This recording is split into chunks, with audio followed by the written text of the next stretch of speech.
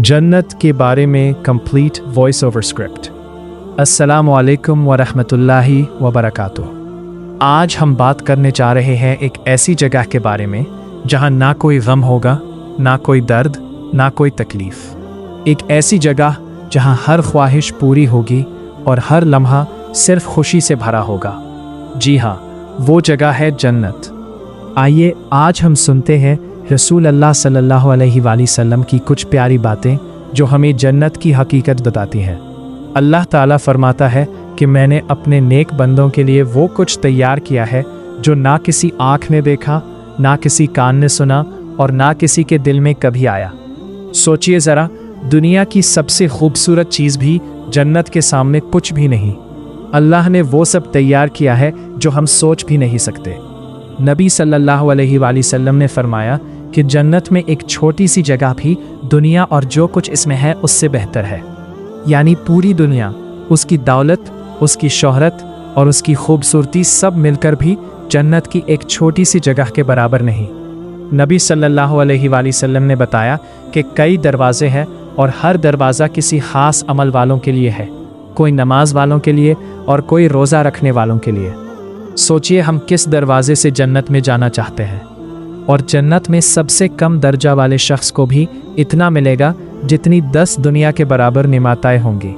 सोचिए अगर सबसे नीचे वाले को इतना मिले तो सबसे ऊपर वालों का क्या मकाम होगा।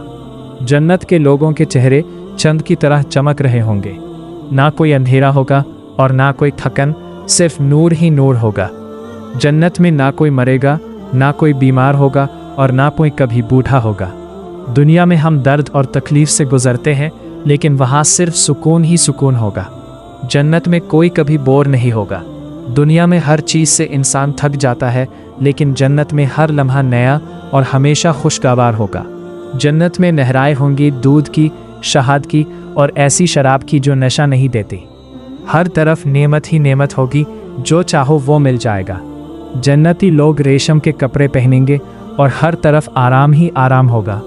ना कोई परेशानी होगी और ना कोई फिक्र। जन्नत में जो भी चाहोगे तुम्हें मिल जाएगा। बस दिल में ख्वाहिश लाओ और वो चीज़ तुम्हारे सामने होगी। और जन्नत की सबसे बड़ी नेमत अल्लाह का दीदार होगा। सोचिए अपने रब को देखना, इससे बड़ी खुशी क्या हो सकती है।